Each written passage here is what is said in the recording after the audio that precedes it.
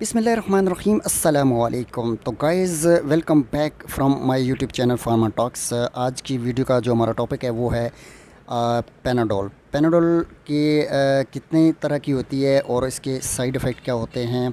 तो जी हाँ, आज की वीडियो में मैं आपको इसके बारे में पूरी डिटेल से बताऊंगा। इसके साइड इफ़ेक्ट क्या होते हैं, इसका तरीका इस्तेमाल क्या होता है, कौन सी पेनाडोल कब इस्तेमाल करनी होती है, कौन सी पेनाडोल को किस वक्त और कितने टाइम इस्तेमाल करना चाहिए।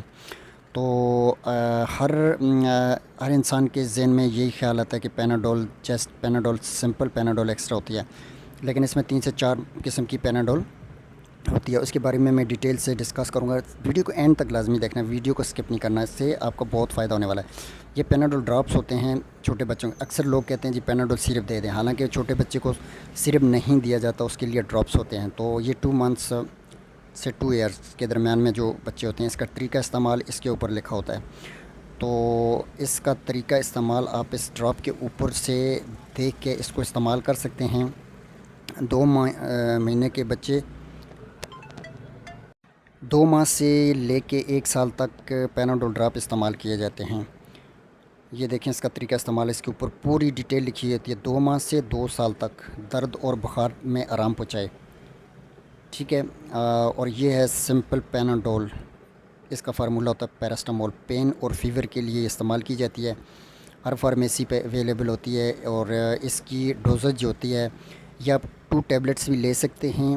और इसकी डोजेज जो होती है, हर 4 घंटे बाद एक गोली इस्तेमाल की जाती है। इसके अलावा आपके सामने में ये दिखा रहा हूँ पेनाडोल CF। पेनाडोल CF कुछ लोग सुनते होंगे पेनाडोल CF एक ही तरह की होती है, लेकिन इसमें पेनाडोल CF 2 तरह की होती है। एक पेनाडोल CF डे होती है और एक पेनाडोल CF सिंपल होती है, मतलब नाइट होती है।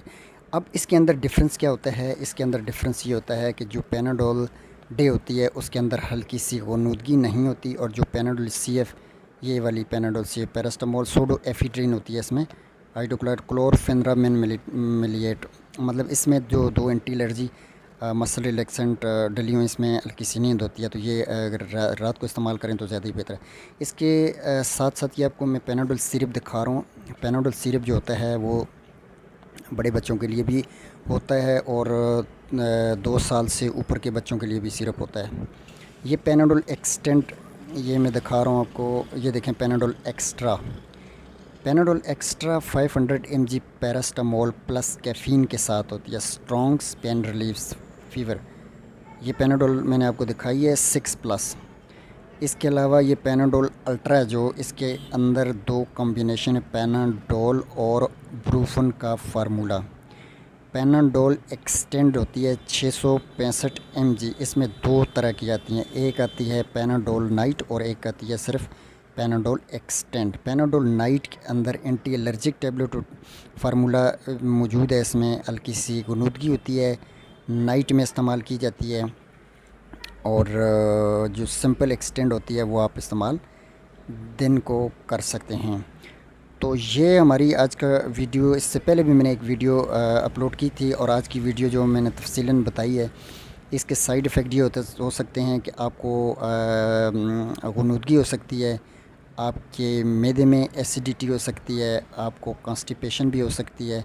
इसके साइड इफ़ेक्ट ये हो सकते हैं।